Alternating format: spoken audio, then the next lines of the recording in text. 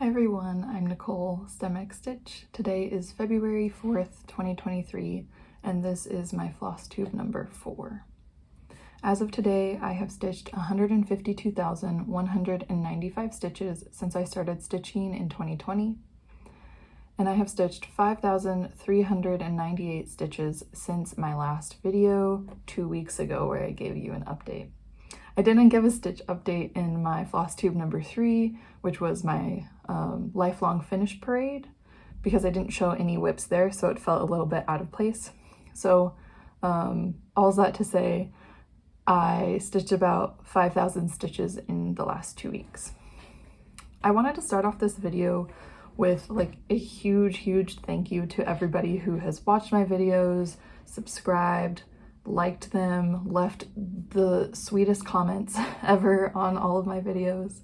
I've been really blown away by the notice that I've gained so far on YouTube. I couldn't have imagined that with 3 videos in around 4 weeks, I could have gotten, you know, over 500 subscribers, over 5,000 views so far.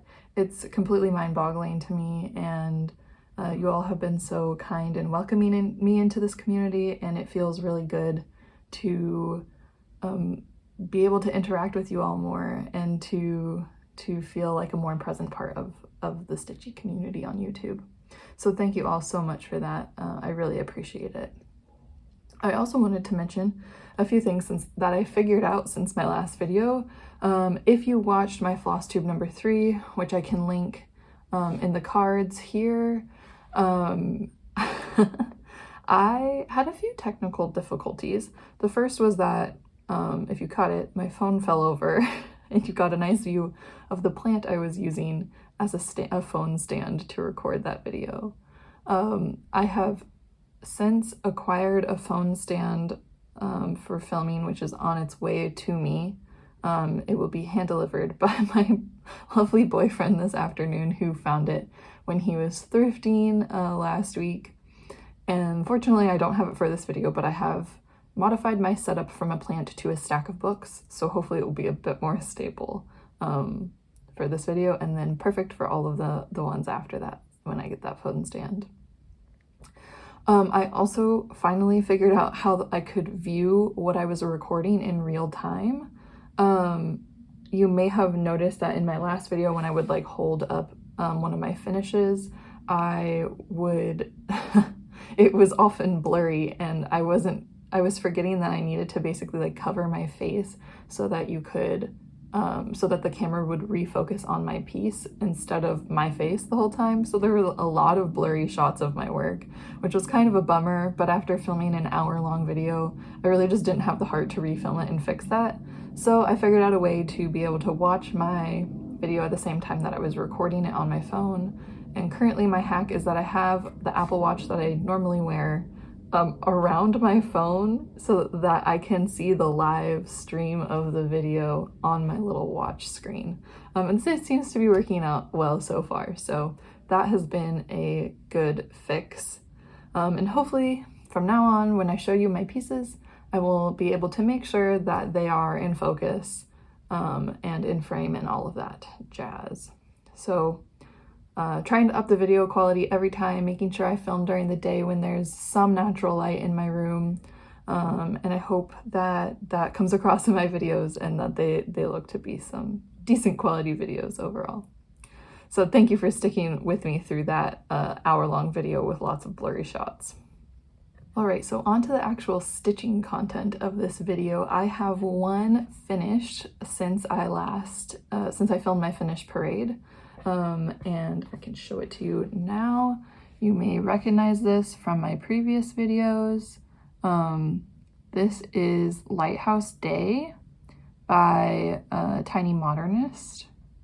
I have stitched it 2 over 1 on 18 count Aida, and I used the DMC. I followed the called for colors exactly. Let's see, I started this, my computer is freezing.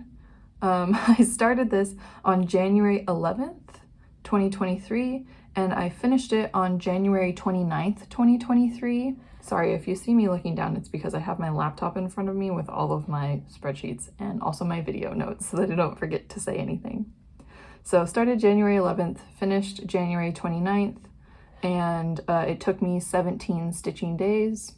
I haven't fully finished this yet, but I have the other 3 in, this is like a 4 pattern series. They all come together, and they're like lighthouses in the day, night, stormy weather, stuff like that.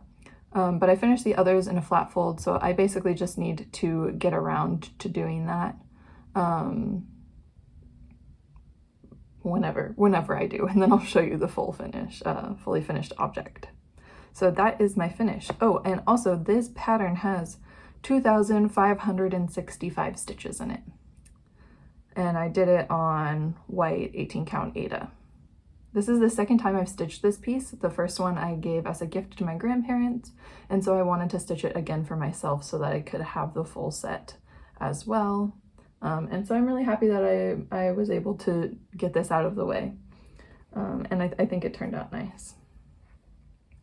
That is the only finish or fully finished that I have so far, but I also have a new start that I'm really excited about.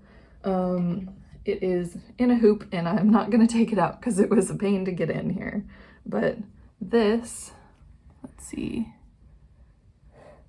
this is Unexpected Visitors by Night Spirit Studios.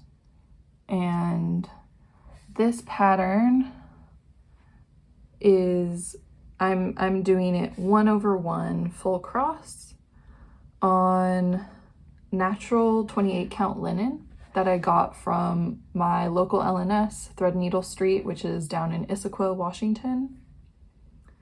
I started this one on January 30th. It was called for my February WIPGO, and I started a little bit ahead of time because I ran out of stitching that I could do on the bus. So this is my current project for my commute. I've been enjoying it. I have it in a square hoop that I got off of Amazon. And if you're curious what those are, I can link the Amazon listing in the description below. I think for pieces like this, where, here, let me put in what the finished piece looks like. For patterns like this that are square overall and not circular, they're typically, I find annoying to stitch in circular hoops because the edges of the pattern, you have to size up your hoop a lot to not lose, to be able to stitch on the edges of the pattern. And I don't like to put my hoop or my Q-stamp or whatever over the already stitched parts. It's a weird nitpicky thing that I have that apparently I've learned from lots of comments on my first video. Not everybody has that weird nitpickiness, but I do. So I like to have a frame or a hoop where I can fit the whole project inside of it. And so having a square frame helps with that. These hoops are great. I got them. This is kind of an advancement into purchases, but it makes sense here, so I'm going to toss it in. I got it in a set of 3 different sized ones. These 2 I haven't used yet, and then this was the biggest one. And I like them. I think they're decent quality. The only thing is that it's a little bit hard to get good tension on your fabric with these hoops because they have a big lip on them. I'm not sure if this is just like true of all plastic square hoops that they have this lip, but let me show you what I mean if I can unscrew this. So if you can see here, like, it's got a lip that the fabric sits in, and this kind of like snaps into that lip. So it's hard to like pull your fabric around the edges to tighten it once you get it in there. If you have any tips for using hoops like this that maybe I just don't know about, I'd love to hear those, so please leave that in the comments. But it's working fine for me. I don't need like drum tight fabric to be able to stitch well. So it's not been a problem so far. I also wanted to mention I am stitching Unexpected Visitors with Threadworks. These are the colors I'm using. I figured it was a good way to get started with some fancier flosses, and I wanted it to have a little bit of variegation, so I chose these flosses from Threadworks since it's a simple 3-color pattern. And I really like the Threadworks so far. They are really easy to work with. I like the colors a lot, and this entire pattern, let me check my pattern keeper. The entire pattern has 7,803 stitches, and since I started this piece on January 30th, I have completed 491 stitches. It's a little bit of a lower number because I only stitch on this on the bus, and that is, oh no, I don't have the correct calculation. Give me one moment. That is about 6.29% complete so far. So slow but steady progress on that one. I'm really enjoying it, and I have spent a total of 5 stitchy days on it so far, but I have only worked on it during my approximately 30-minute each way bus ride. So yeah, that's my new start. And then I have one WIP to share with you. This is, again, still on my K's Creation Z frame. I basically never take it off of here unless I'm putting it away for storage. But this is Hidden Harbor from Heaven and Earth Designs.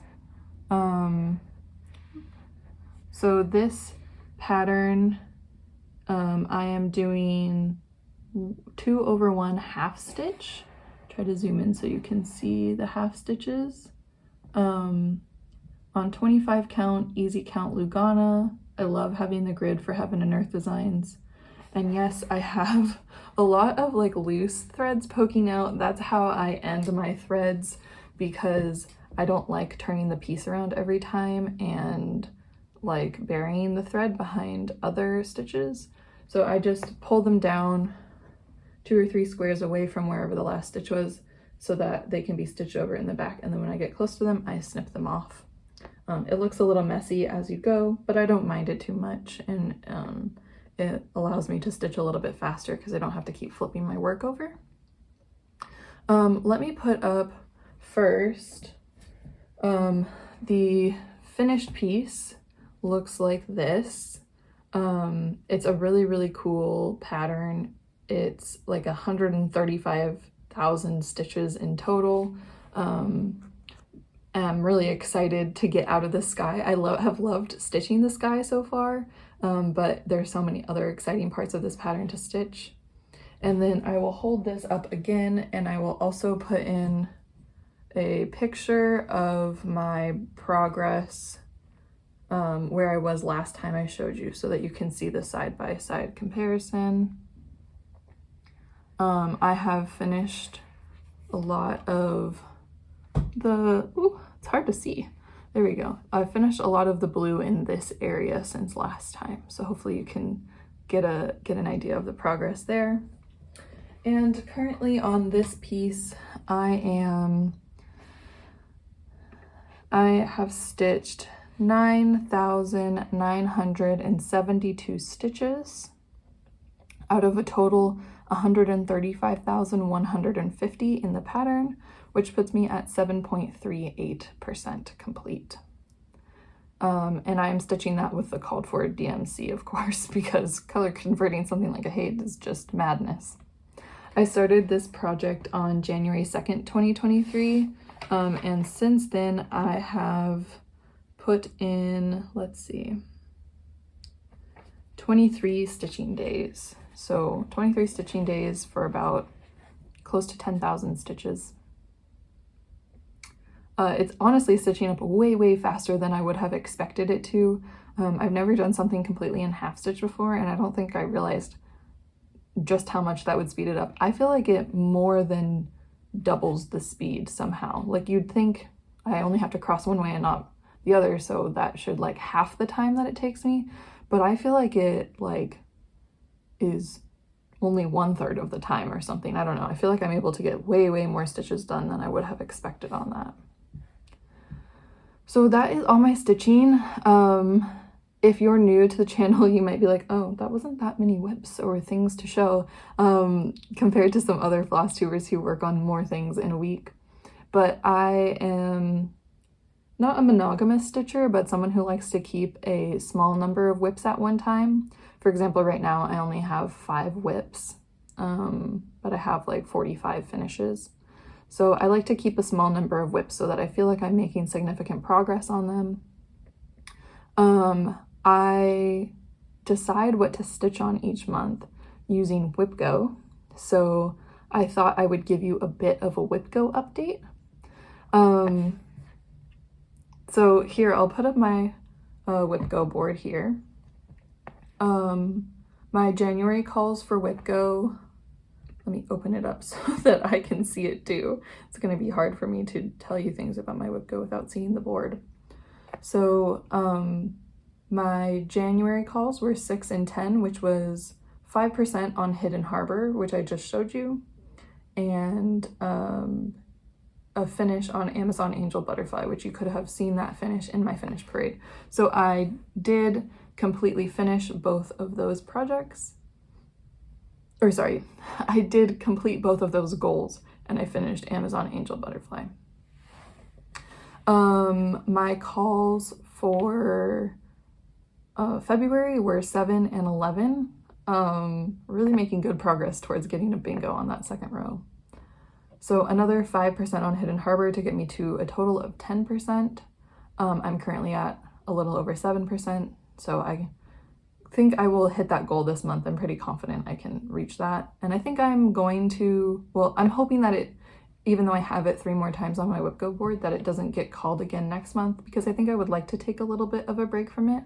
I don't want to burn myself out on a giant piece like that, and I can feel myself getting a little bit less excited than I was initially to stitch on it. So I think it would be a good time to work on a different project in the evenings for a while. I also forgot to mention, but the Hidden Harbor pattern that I picked up is actually the color expansion. I liked how much brighter and more vibrant the colors were in that one. And I really like how it's turning out so far. And the sky, at least, it hasn't been too confetti heavy, even though it is the color expansion, so I haven't had any issues with that. And then the reason that I had a new start this month, or since last time, on Unexpected Visitors was because it was called on my WIPGO. And so I've made that my new bust project. I'm hoping that I can get it to 33% or 1/3 finished by the end of this month. I think I should be able to hit that goal. Probably what I'll do is it will be my bust project only until I finish Hidden Harbor to 10% for the month. And then if I complete that before the end of February, then Unexpected Visitors will be both my bust and my evening project until I get it to 33%. I think that will be my plan for the next few weeks, and I should be able to make good progress on both of those. So I'm excited to see how far I can get by the end of the month. Who knows, maybe I'll even get farther, or I'll start a different project if I hit both of those goals. But I really like WIPGO because it gives me a couple things to focus on, and it feels like I can kind of set goals that feel a little bit less arbitrary because a bunch of people are doing WIPGO all the time. I also wanted to do like monthly progress wrap-ups, because I thought that would be kind of a fun thing to see my stats every month. So since January recently ended and I have been doing some monthly tracking in this notebook, I thought I would share some of my stats for January with you. So I've been making trackers like this for the month so far. I'll hold that there for a bit so you can see all my stats that I'm tracking. So I make this little grid and I write the project names, and I mark every day by filling in the square that I stitch on each project. And I also mark if it's a start or a finish at a certain time. And then on the very end over here, I totaled up the total number of stitching days for each of them in that month. And then on the bottom, I have annotated a few additional statistics that I thought would be good to share. The other things that I added in at the end of the month for this tracker were my new starts, my finishes, things that I worked on or made progress on that month, and then a bit of a summary at the end of the total numbers I stitched in the month, how many days of the month I stitched on something, and then just the current number of WIPs that I have and how many things I finished.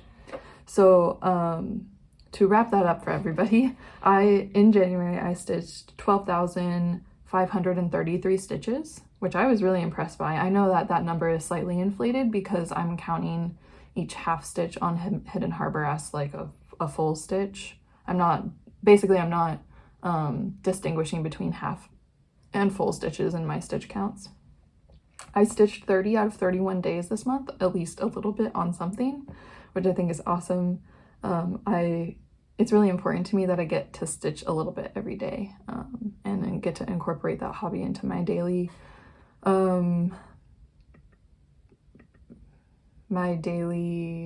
habits, I guess. And I have finished 2 projects this year, Amazon Angel Butterfly and Lighthouse Day, both in January. I currently have 5 WIPs. So that's a bit of a summary of the month of January. And in case you're curious what my February tracker looks like so far, it's pretty simple to start the month. But you can see that I've worked on Unexpected Visitors and Hidden Harbor each day for the first 3 days of February so far.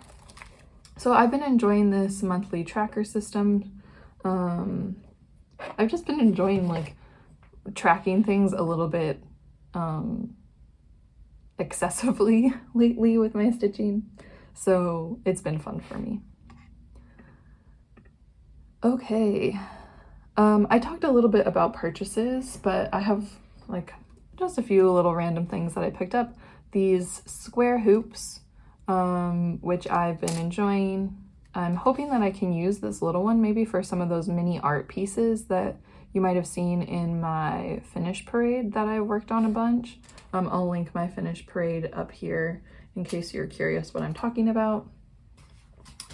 They're all the mini art patterns from on Etsy from the Stitch Patterns is the name of the shop, the Stitch Patterns.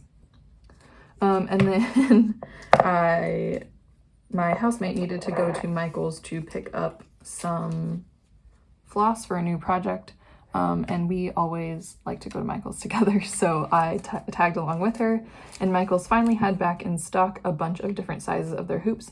These are the hoops that I use kind of religiously, I guess, for my work, because I think that they're decent quality and they are a good price for me. So I picked up, I like to have like one of each size from 3 inches to 7 inches usually, because those are the most common sizes that I use for my small pieces. And I will both like stitch my actual piece in here and then I'll finish it in the same hoop. And I like to display a lot of my work in hoops because I like how it looks, especially for pieces that are kind of circular and wouldn't necessarily fit well in a frame. So I grabbed some more hoops, nothing too special, but it's nice to have a backstock of supplies so that I can kind of start a project a little bit more on a whim if I need to without having to run to the store first. So that's all my purchases, but I also thought I would spend a little bit of time on some Q&A. Like I said, I've gotten a ton of comments on my videos, and there have been a few questions that I thought would be fun to answer. So I figured I'd have a little segment where I can answer some of those for you. The first one is somebody asked me if I was going to be continuing my temperature sal for like the rest of my life, or for the next 25 years of my life, since I am doing it from when I was born to 25. Also, sorry, that was not a lot of context. If you haven't heard of my temperature sal, my lifelong temperature sal, and you're curious to find out more about what that means, I'll link the card to my first video where I talk about my temperature sal. Go check that out. I am really happy with how it's turning out so far. Currently, I'm don't have any concrete plans to continue my temperature sal at this moment, because it would probably drive me up the wall to have a project that stays a WIP for 25 years. So I figured that I will do this one until I'm 25. Then I'll get to frame it and hang it up on my wall and look at it every day and enjoy it. And in 15 or 20 years from now, when I have, you know, a good amount of data I could collect and turn into the beginning of a new temperature sal, I'll consider if I want to actually do that project. And then I will stitch, you know, go back and stitch all of those years up to the current time and then continue stitching it until I hit 50. I figured that way I don't have to have this project sitting around that I can never really make that much progress on, because I'd have to wait, you know, for each day to happen for the next 25 years. So right now, another 25 years of temperature sal is not a concrete plan, but a hope for the future that I will still be stitching and want to complete that project when it comes around. I also had somebody ask if I would miss working on my temperature sal when it's done, and honestly, not really. As much as I love the piece and I love how it's turning out, I don't enjoy the process of stitching on it that much for some reason. I'm not really sure what it is, but I don't think I'll miss it. I'm mostly just really excited to get it framed so that it can hang on my wall instead. And then a lot of people were saying, oh, I love your idea of a lifelong temperature sal, but you know, I'm like 50, 60 years old, and that would be a lot of stitching to do. And not only that, the stitching might be one thing. I mean, a lot of us work on huge pieces like Heaven and Earth designs that have a lot of stitching already. But the actual data collection and data aggregation, and then the creation of the pattern you're going to use for that, which has to be done individually, is, I could imagine, would be absolutely extremely time consuming to do for something like 60 years. It already took me a very long time to do it for 25 years. So I can totally see why that would be a huge hurdle. But I had another idea. If you're interested in doing something like a lifelong temperature sal, and you feel like actually doing it for your whole life would be too overwhelming, I think that you could use a lot of other neat milestones to start your temperature sal from instead. For example, some ideas that I had would be starting a temperature sal that starts on the day that you maybe got married, and goes to whatever year you're interested in, maybe like your 25th wedding anniversary or something like that. You could do it from the day you moved into your forever home or something like that, and the first like 10 or 20 or however many years you've lived there. Or since you moved to a new city, and you could break it up that way. You could do it since you graduated college, or just through the years that you were in school. There's so many other milestones that you could use to start or end this temperature sal that could shorten the number of years that you would need to collect all the data from and make it a little bit less overwhelming to do. You could even do it from like the time you became a parent, or you could do it for your kid who might be, you know, only a few years old or a couple decades old, and it might be a little bit less overwhelming, but still really neat to see.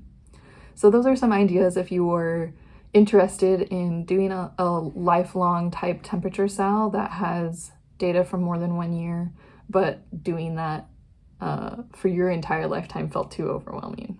So I hope you find some inspiration there if you were curious. Someone else asked me where I got my floss bobbin stand from, which I showed in my second Flosstube video. This stand is from ModernHoopla on Etsy. That's Modern and then Hoopla, Hoopla. I will tag or link that in the description box below as well.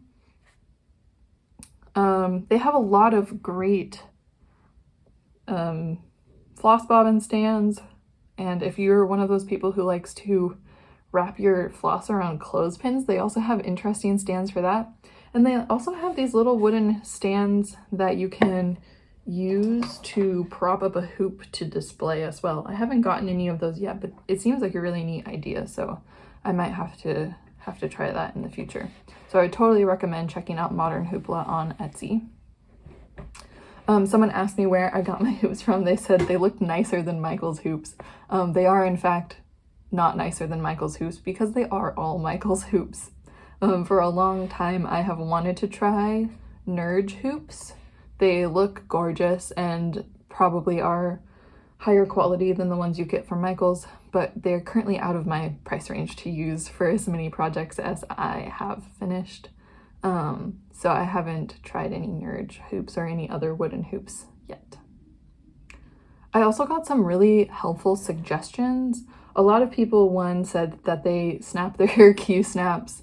I had asked in my first video, do you snap your Q-snap clamps over your completed stitches or not? And a lot of people gave me the recommendation, which I already totally use, which is to put a piece of felt under the clamp to protect the fabric. I think that works really well. It also does definitely help protect your stitching, but I still find that I get like kind of squished stitches even if I put felt and then the clamp. So I'm a little bit wary still. Other people also mentioned that they have, if you clamp your Q-snap over your stitching and it looks a little squished, when you wash the final piece, they'll puff right back up, which is probably true. I think I'm just a bit picky about putting all of that work in and then snapping a Q-snap over it and feeling like, oh no, what if my stitches get ruined? And that might just be me, but that's how I feel about it. And a lot of people did, however, suggest scroll frames, which I think is a really great idea, and I don't know why I didn't think about that one.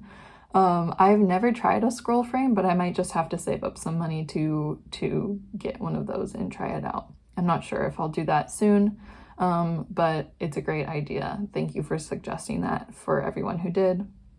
And I had also mentioned in my first video that I'm working on a teeny tiny project that I haven't put much time into because it's on 56 count fabric and it's really tiny and it hurts my eyes to work on. If you want to see that project again, I can, on this side, link you to my first video where I show it. It's called Damask Square by Ink Circles. Somebody suggested using a magnifying glass that has like a light around it. Apparently you can order lots of those for needlework type applications. And I think that's another fantastic idea. Thank you for that suggestion. I might have to do that, though I do prefer to just stitch on things I can see, so maybe I'll just tough it out through Damask Square and maybe not stitch on something that tiny again, if I don't need to. And then somebody asked me how I stitch on the bus or while I'm traveling, and that is a great question. I was really wary about doing it for a while because I didn't know if I would be able to. Streets in Seattle are certainly not the smoothest, especially on a big bus, and they're quite narrow streets as well. But I have managed to kind of train my hand to be a little bit more steady even on bumpy roads. So I'd definitely say if you try stitching on your commute and it's too frustrating, I totally understand, but also practice makes perfect and you might get better at it over time if you keep trying. In addition to that, I work both in hoops and in hand on the bus. It depends on the project and how big the fabric is, because sometimes I have, like for those mini art pieces again, I have cut the fabric so small that I don't have any hoops that they fit in, except for maybe this new square hoop that I've got. I'd have to try it. So some of them I do stitch in hand, though I find that stitching in hand kind of makes my hand start cramping at a certain point from holding the fabric in the way that I do. So it's not my favorite to stitch in hand. I definitely would prefer and would recommend stitching in a hoop on the bus. But I try to keep my projects for commuting in hoops that are like under 6 inches because they're easy to travel with and stick in my backpack. And then I put all of my flosses and scissors and an orc container into a small bag, a small zipper pouch that I keep in my backpack as well.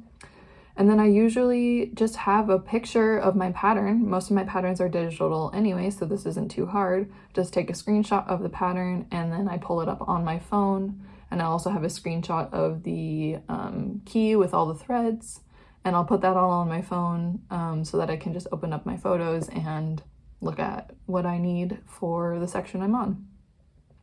And then usually at the end of the day when I come home, I'll enter what I've stitched into my Pattern Keeper app on my tablet so that I can track it and get a sense of how much I stitched that day.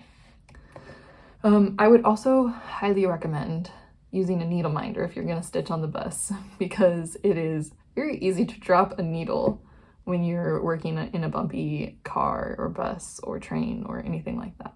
So needle minders are a big must for me when I'm working during commutes.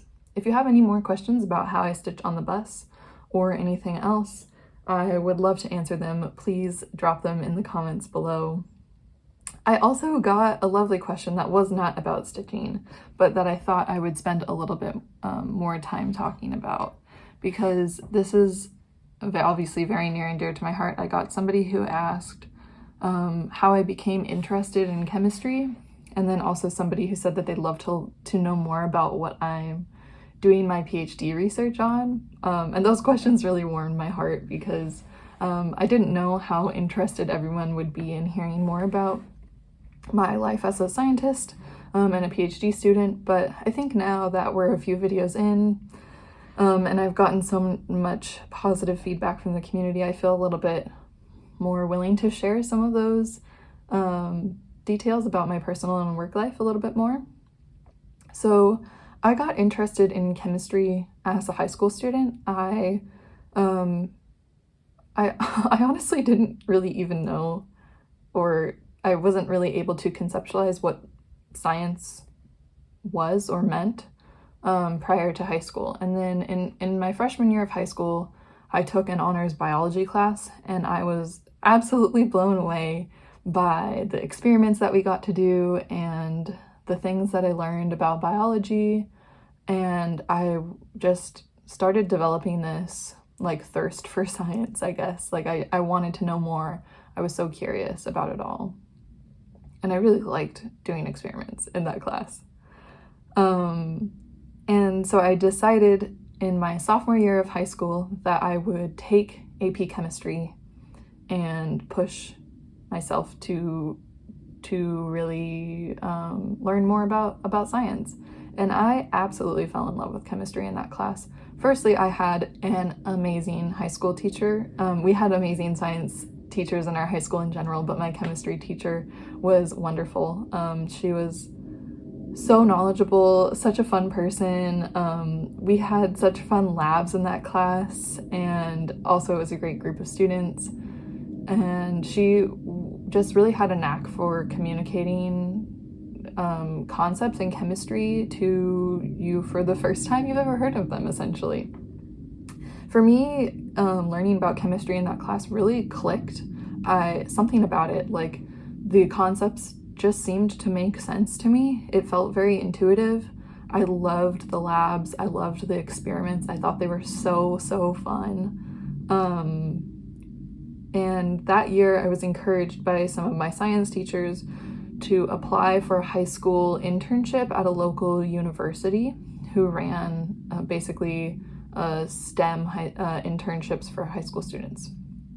And I applied for that, and there was an opening for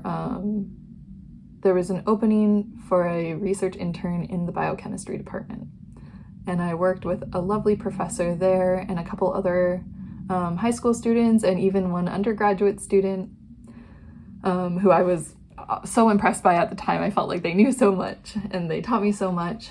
And that was an incredible experience. It was the first time I had gotten any sense of what actual research was like things that people are actually curious about learning that we don't know or don't understand well enough yet.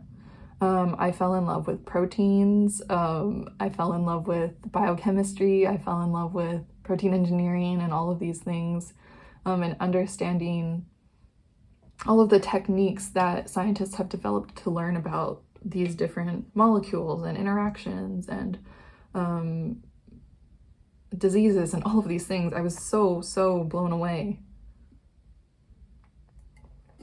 And so after that internship, I think I kind of knew that science was for me after my AP chemistry class. And after the internship, I knew that research was for me and that I wanted to get more experience doing research like I did that summer. So in undergrad, I went to Cal Poly in San Luis Obispo. I mentioned that in my first video, and I had a few people say, oh my gosh, I went to Cal Poly too, or oh, I'm from San Luis Obispo, I love the area. Honestly, I miss it so much. It's such a beautiful place to be. And I was lucky enough to find my place there in the chemistry and biochemistry department. I majored in biochemistry. I found a research group, one of the professor's research groups, in my second quarter as a college student. Second quarter of my first year, I joined that lab and I loved it. I stayed in the same lab the entire time through undergrad. Basically, college for me was school and research. It was going to classes, doing homework, and then going to the lab and doing experiments. That was my undergrad. That was what was important to me, and that's what I poured my time into, and it was so rewarding. I learned so much. I actually got to publish a couple papers as an undergraduate, where I was the first author, so I have a few research publications out there under my belt. I learned how to make scientific figures, and those are in those publications. I learned how to design experiments and execute experiments and write papers and respond to peer review comments and train other new undergrads who were joining the lab, and it was lovely. It just further solidified that research was really important to me and was something that I wanted to pursue as a career. And that I liked biochemistry, but the other thing that I learned in undergrad was that I was really interested in more like the medical and applied sciences.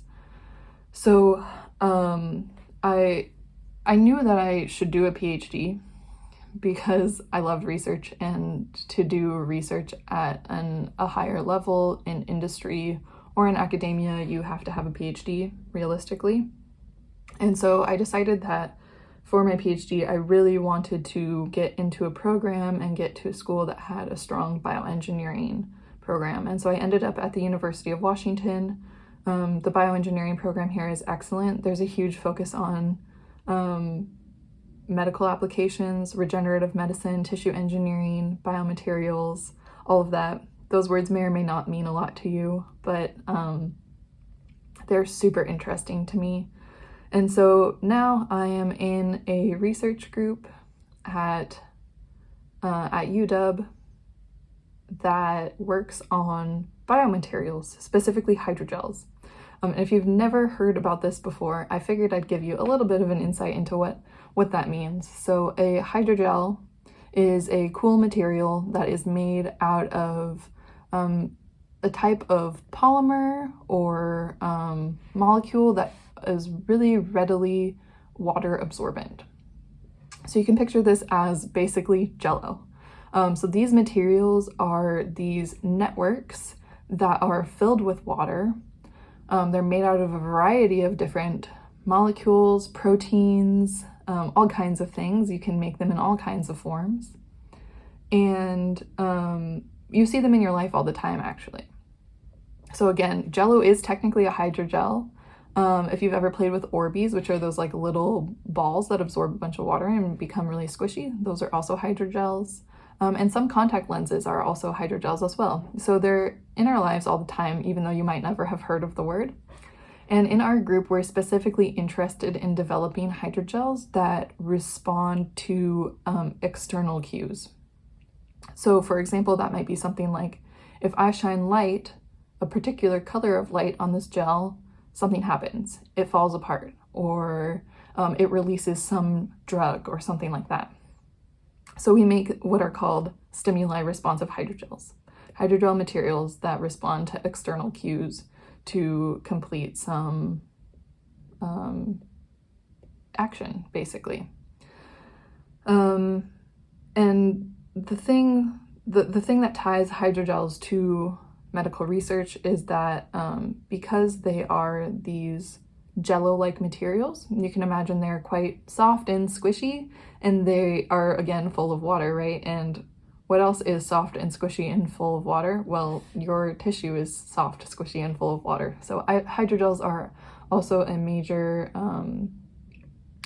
source of scaffolding for people who are trying to build tissue models, modeling organs outside of the body, and also those who are interested in regenerative medicine or new therapies that are being developed to help us recover from diseases that actually damage our organs by replacing the cells and tissues that are damaged in those organs. So that is the main application of the research that I'm interested in. And I've been really loving my work so far. If you have any questions, that I'd love to answer them in the comments, of course. I hope that you learned a little bit about science, listening to me tell you about how much I love it. And thank you so much for joining me today. I hope you have a lovely rest of your weekend. I hope to catch you in next week's video. Please hit the subscribe button if you're curious to see what I'm working on over the next week. And also in next week's video, I'm hoping to show you a bit of how I store all of my cross-stitch supplies, because I think that would be fun. Thank you for coming. I hope you have a nice weekend, and I'll catch you next week.